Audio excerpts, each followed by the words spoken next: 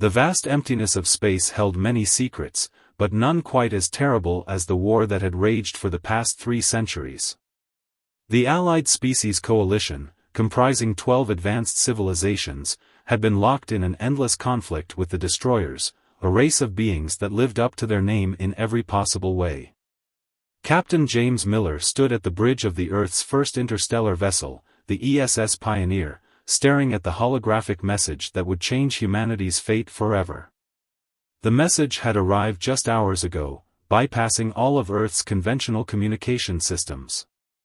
"Play it again," he ordered, his weathered face illuminated by the blue glow of the hologram. The alien ambassador's form flickered to life before him. "People of Earth, we come to you in our darkest hour. We are the Allied Species Coalition, fighting a war that threatens to consume the galaxy. We have watched your species grow, achieve spaceflight, and demonstrate remarkable potential. Your adaptability, creativity, and resilience make you unique among all species we have encountered. We need your help." Miller's first officer, Tom Wilson, stepped forward. "Sir, the UN Security Council is waiting for your recommendation. As Earth's most experienced space commander, your word carries weight." The captain ran his hand through his gray hair, remembering humanity's own violent history. Just 50 years ago, they had nearly destroyed themselves in the last war, only to emerge stronger, more united. They had learned to channel their aggressive nature into innovation and exploration. "What do we know about these destroyers?" Miller asked his science officer, Dr. Lisa Brown. "From the data package they sent, they're silicon-based life forms. They consume entire planets for resources, breaking them down to their core. They've destroyed over 30 inhabited worlds. The Coalition's technology is advanced, but they're losing. They've been fighting defensively for too long." Miller nodded slowly.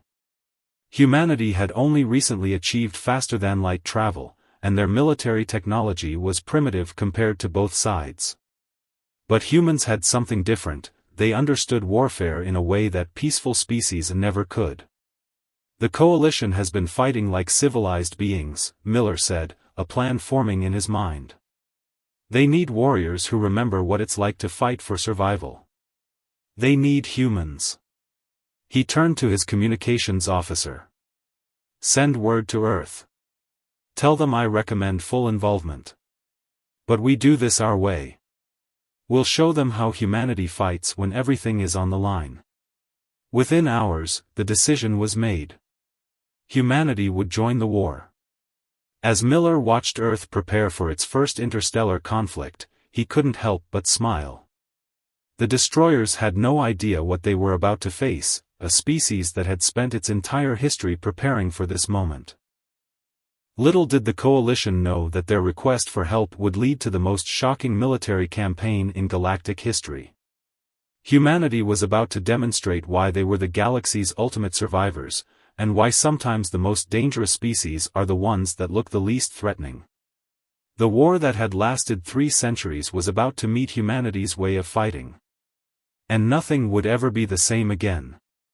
The Coalition Central Command Station hung like a gleaming silver ring in space, its massive structure dwarfing the ESS Pioneer as Captain Miller's ship approached. Inside the station's main strategic chamber, representatives from 12 advanced civilizations stared in confusion at the battle plan humanity had proposed. "This is madness," declared the Coalition's Supreme Commander, a tall, crystalline being called First Light. "You want to attack their primary fleet directly? With your primitive weapons?" Miller stood before the Alien Council, his posture straight and confident. "With all due respect, Commander, fighting defensively for 300 years hasn't worked. The destroyers expect you to react. They don't expect anyone to punch them in the mouth." Dr. Brown stepped forward, activating a holographic display. "We've analyzed their attack patterns. The destroyers are powerful, but they're predictable. They've never faced an enemy who thinks like us. The human fleet was small compared to the Coalition's armada, just 50 ships. But each vessel had been modified according to specifications that made the alien engineers uncomfortable. Humanity had taken one look at Coalition technology and found ways to use it that no other species had considered. "Your shields are amazing," Miller explained, "but you use them wrong. You create perfect bubbles of protection. We're going to shape them into blades. Your energy weapons are precise and powerful. We're going to make them dirty and unpredictable. The destroyers have never faced controlled chaos." First Light's crystalline form shifted colors, showing distress. "You speak of using our most advanced defensive technologies as weapons. This is not how they were designed to be used." Tom Wilson, now promoted to battle coordinator, touched a control panel, bringing up images of Earth's military history. Humanity's greatest military advances came from using tools in ways they weren't designed for. Plowshares into swords. Fishing boats into warships. Science into weapons. We adapt, we improvise, and we overcome. The Coalition representatives watched in growing unease as Miller outlined the rest of the plan. Humanity would lead the attack, with Coalition forces providing support in ways they'd never considered before. The humans had studied the destroyers' tactics and found weaknesses that 3 centuries of honorable warfare had missed. "Your civilizations achieved peace before reaching space," Miller said softly. "That's admirable. But it means you never learned what we had to learn, how to think like a predator. The destroyers are predators, but they've grown complacent. They've forgotten what it's like to be prey." Dr. Brown's display showed the predicted battle lines. "We've calculated that if everything goes according to plan, we can end this war in less than 5 hours. The destroyers won't expect it, won't understand it, and won't be able to adapt fast enough." The chamber erupted in shocked murmurs. 3 centuries of war, ended in 5 hours? It seemed impossible. But as the alien representatives studied the human battle plans more closely, they began to see what humanity saw: patterns, weaknesses, opportunities that their civilized minds had been trained to overlook. First Light raised a crystalline appendage. "This plan, it goes against everything we believe in. But we have lost too many worlds, too many lives, fighting this war our way." The Supreme Commander's form shifted to a deep, determined blue. "Very well, Captain Miller. We will do it your way." As the meeting concluded, Miller gazed out at the assembled Coalition fleet. Soon, those elegant ships would be transformed according to humanity's designs. The destroyers thought they were the galaxy's apex predators. They were about to learn that Earth had produced something far more dangerous, a species that knew how to think like both predator and prey. The next 5 hours would change the galaxy forever. Humanity was about to show the cosmos why Earth's history of warfare, though tragic, had prepared them for this very moment. The countdown to humanity's greatest battle was about to begin. Hour 1 had begun. The modified Coalition fleet hung in the darkness of space like a web of silent predators. Captain Miller stood on the bridge of the ESS Pioneer, which now looked more like a weapon of mass destruction than a starship. The elegant alien technology had been reformed into something that would have made their engineers weep. "Destroyer fleet detected," Tom Wilson announced from his station. 5,000 ships, just as predicted. "They're following the exact attack pattern Dr. Brown calculated." Miller nodded, his face illuminated by the red battle lights. "Send the signal. Operation Trojan Horse begins now." Across the fleet, 50 human captains acknowledged the order. The Coalition ships, guided by human tactical officers, moved into position. The trap was set. The destroyer's fleet emerged from hyperspace like a storm of metal and energy. Their ships were massive, planet-killing machines that had brought terror to the galaxy for centuries. Their front line spread out in their standard formation, the same formation they'd used for 300 years of successful warfare. "They're scanning us," Dr. Brown reported, her fingers dancing over the modified alien controls. Their energy readings show confusion. They don't recognize our modifications to the coalition technology. Miller allowed himself a grim smile. Broadcast the message. The communication was simple, delivered in the destroyer's own language: "We are humanity. You have one chance to surrender." The response came quickly, a massive energy surge as the destroyer fleet powered up their weapons. They had never surrendered before. They weren't about to start now. "They're taking the bait," Wilson reported.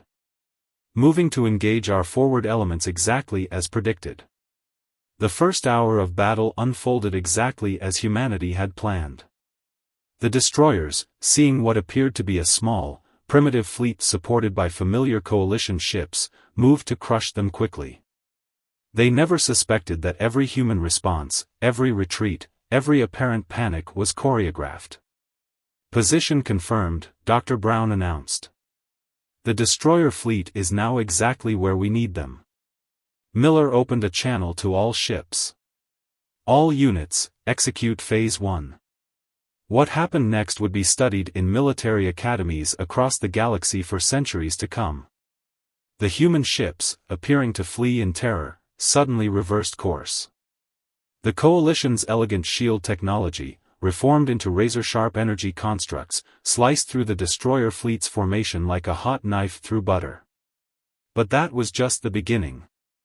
The modified Coalition weapons, their precise energy beams transformed into chaotic storms of destruction, created a devastation that defied the laws of physics as the destroyers understood them. "Their flagship is responding," Wilson reported, excitement in his voice. "They're trying to adapt their tactics." "Too late," Miller said quietly. "They've been fighting the same way for too long. They don't know how to change fast enough." The destroyer fleet's response was predictable. They attempted to form their impenetrable defensive sphere, a tactic that had protected them for centuries. But humanity had planned for this too. "Launch the drones," Miller ordered. Thousands of small, unmanned vessels, built with Coalition technology but programmed with human ingenuity, swarmed out from hidden positions. These weren't the honorable weapons of the Coalition, but tiny, vicious things that targeted shield generators and weapon systems with surgical precision. As the first hour of battle drew to a close, the destroyer fleet was in chaos. Their perfect formations were shattered, their standard tactics useless against an enemy that refused to fight according to the rules of space warfare they'd grown accustomed to. "Sir," Dr. Brown called out, her voice tense with excitement, "the destroyer fleet is showing signs of something we've never seen in their historical records." Miller leaned forward. "What is it?" "Fear, Captain. They're showing signs of fear." The first hour was ending, but humanity's real plan was just beginning. The next 4 hours would demonstrate why picking a fight with Earth had been the destroyer's greatest mistake. The galaxy was about to learn that humanity's greatest strength wasn't their technology or their numbers, it was their ability to transform warfare itself into something entirely new. Hour 2 and 3 had passed in a blur of tactical brilliance and controlled chaos. Now, as Hour 4 began, Captain Miller watched the battlefield hologram with intense concentration. The destroyer fleet, once an unstoppable force of 5,000 ships, had been reduced to less than 2,000, and those remaining were scattered and disorganized. "Sir," Tom Wilson called out, "the destroyer command ship is attempting to rally their forces. They're finally abandoning their traditional formation patterns." Miller nodded grimly. "Took them long enough. Dr. Brown, initiate Phase 3. The science officer's fingers flew across her console. Phase 3 protocols activated. All human ships are synchronized. What happened next demonstrated why humanity's greatest weapon had always been their ability to learn and adapt. As the destroyers finally began to change their tactics, the human fleet launched its most audacious plan yet. The 50 human ships, their hulls now covered in modified Coalition technology, began to move in ways that defied conventional space combat. They didn't just break formation, they broke the very rules of engagement that had governed space warfare for centuries. "Execute the Thermopylae maneuver," Miller commanded. The human fleet split into 3 groups, each moving in patterns that seemed random but were precisely calculated. The coalition ships, now fully trusting in human strategy, followed their lead. The destroyers found themselves facing an enemy that seemed to be everywhere and nowhere at once. "They're targeting our apparent weak points," Wilson reported, a hint of satisfaction in his voice. "Falling for it completely." The weak points were carefully crafted illusions, created by manipulating coalition shield technology in ways their original designers had never imagined. As the destroyer ships committed to their attacks, they found themselves caught in a web of their own making. "Energy spike detected," Dr. Brown announced. "The destroyer command ship is preparing their planet-killer weapon." Miller's expression remained calm. This, too, had been predicted.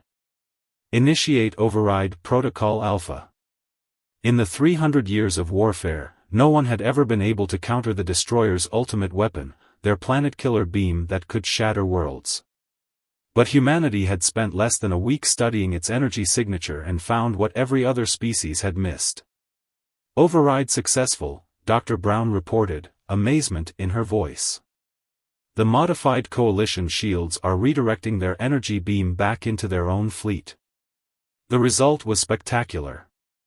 The destroyer's most powerful weapon, turned against them, created a cascade of explosions through their own ranks. Their command ship, caught in the backwash of its own power, began to break apart. "Sir," Wilson called out, "we're detecting massive energy fluctuations in the remaining destroyer ships. They're powering down their weapons." First Light's voice came through the comm system, crystalline tones filled with awe. "Captain Miller, in 3 centuries of warfare, we have never seen the destroyers retreat. What you have accomplished in 4 hours." "We're not done yet," Miller interrupted, his eyes fixed on the tactical display. "They're not retreating. They're regrouping." Humanity didn't survive its own violent history by assuming the fight was over too soon. He was right. The remaining destroyer ships, though damaged and disorganized, were gathering into a new formation, one that showed signs of desperate innovation. They were finally learning to adapt, but they were learning too late. "All ships," Miller broadcast to the fleet, "prepare for final phase. The destroyers are about to show us something new, and we're going to show them why that's exactly what we wanted." As Hour 4 drew to a close, the battlefield fell into an eerie calm. The remaining destroyer ships, their sleek forms now scarred and broken, faced the combined human coalition fleet. In the next hour, either humanity would prove its ultimate theory of warfare, or the galaxy would learn that sometimes innovation comes too late. The final hour was about to begin, and with it, the true test of humanity's most controversial belief, that victory doesn't always go to the strongest or most advanced civilization, but to the one most willing to rewrite the rules of war itself. The last hour of the war began with an unexpected move. The remaining destroyer ships, their hulls still crackling with residual energy from their failed planet-killer weapon, did something they had never done in 3 centuries of warfare: they opened a communication channel. Captain Miller stood on the bridge of the ESS Pioneer, his expression stern as the holographic image of the destroyer commander materialized before him. The alien being was a mass of crystalline structures and pulsing energy, its form barely contained within the holographic field. "You fight without honor," the destroyer commander's translated voice boomed across the bridge. "You fight without rules." "No," Miller replied calmly.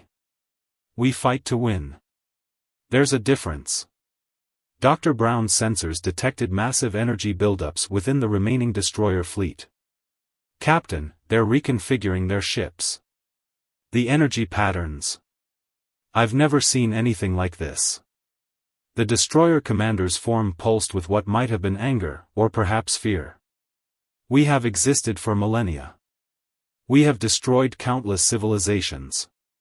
We will not be defeated by primitives who only reached the stars yesterday." Miller's response was cut short as the remaining destroyer ships began to move. Their hulls were shifting, merging, combining into something new. The coalition representatives watched in horror as nearly 1,000 destroyer ships transformed into a single massive entity. "Well," Tom Wilson said quietly, "looks like they can innovate after all." Miller allowed himself a small smile. "Good.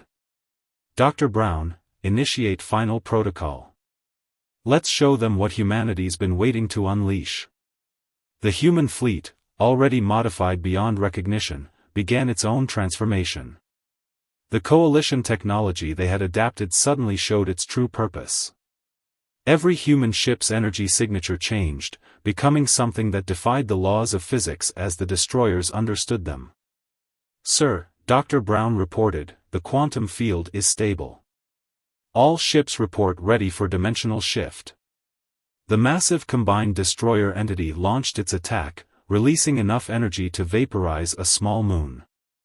But the human fleet, guided by calculations that had taken Earth's best minds years to perfect, did something impossible. They shifted slightly out of phase with normal spacetime. The destroyer's attack passed through them harmlessly, dispersing into the void. The coalition representatives, watching from their command station, fell silent in shock. This was beyond anything they had imagined possible with their technology. "Now," Miller commanded, his voice steady despite the enormous energies swirling around his ship, "show them why humanity spent so much time studying quantum mechanics instead of building bigger guns." The human fleet, operating in perfect synchronization, created a quantum field that encompassed the massive destroyer entity. The laws of physics within that field began to change, subtly at first, then more dramatically. "Their molecular cohesion is failing," Dr. Brown announced, excitement breaking through her professional demeanor. "The quantum field is forcing their ships to obey our laws of physics instead of theirs."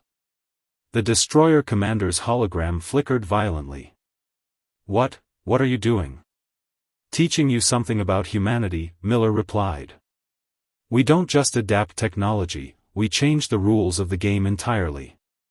3 centuries of war ends today, not because we're stronger, but because we dared to think differently." The massive destroyer entity began to break apart, its very atomic structure rebelling against its attempt to maintain cohesion. The quantum field created by the human fleet wasn't just a weapon, it was a fundamental rewriting of reality within its boundaries. "All ships," Miller broadcast, "prepare for final strike. Let's finish this." As the last minutes of the 5th hour approached, humanity prepared to demonstrate its ultimate innovation in warfare. The destroyers had brought the galaxy 3 centuries of war through overwhelming force. Humanity was about to end that war not through superior firepower, but through superior imagination. The final moments of the greatest space battle in galactic history were about to unfold, and with them, the revelation of humanity's most devastating weapon, the ability to change not just the way war was fought, but the very nature of reality itself. In the final minutes of the 5th hour, space itself seemed to hold its breath. The massive destroyer entity, trapped within humanity's quantum field, fought against the new laws of physics being imposed upon it. Captain Miller watched as the entity's crystalline structure began to fracture, reality itself becoming its enemy. "All ships, execute final sequence," Miller commanded. "Dr. Brown, begin quantum collapse." The science officer's hands moved across her console with practiced precision. Quantum collapse initiated. Point of no return in 30 seconds. The destroyer commander's hologram appeared one last time, its form barely maintaining coherence. "You cannot do this. You cannot change the fundamental nature of space itself." "Actually," Miller replied, "that's exactly what we can do. That's what makes humanity different. We don't just think outside the box, we reshape the box itself."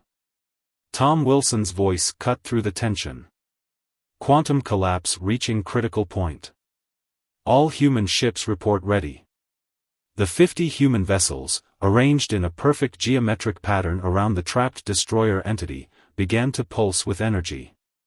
The coalition technology they had modified was now serving its true purpose, not as a weapon of destruction, but as a tool to reshape reality.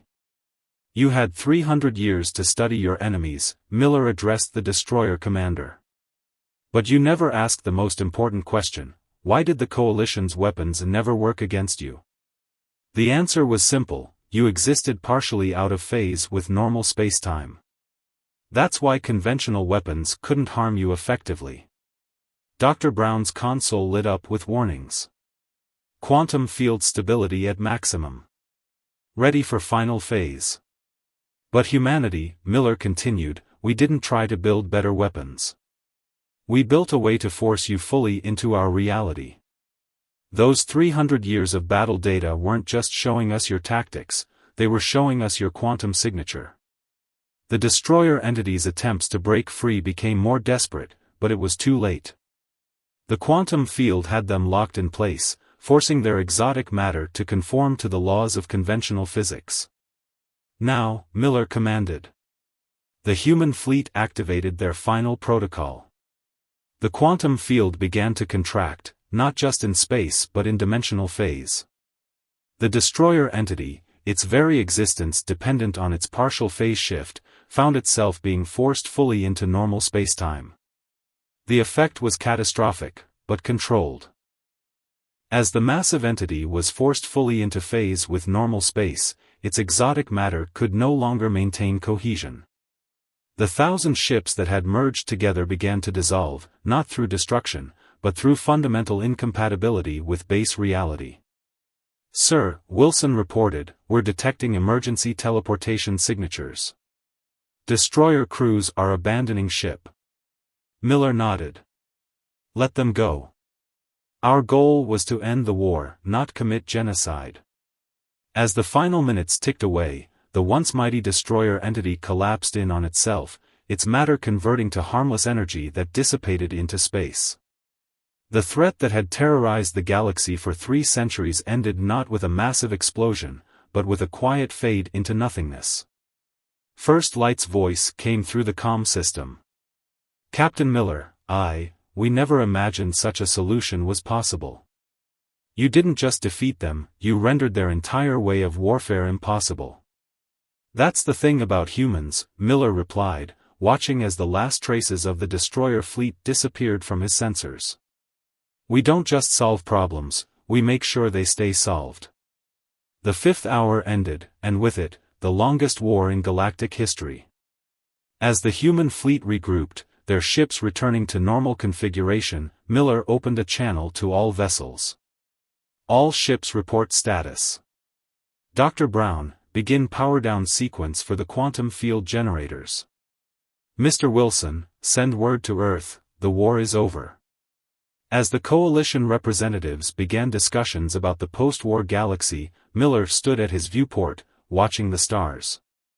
Humanity had done more than win a war, they had proven that sometimes the greatest victories come not from superior firepower or advanced technology, but from the uniquely human ability to change the rules of what was possible. The galaxy would never be the same, and that was exactly what humanity had intended all along.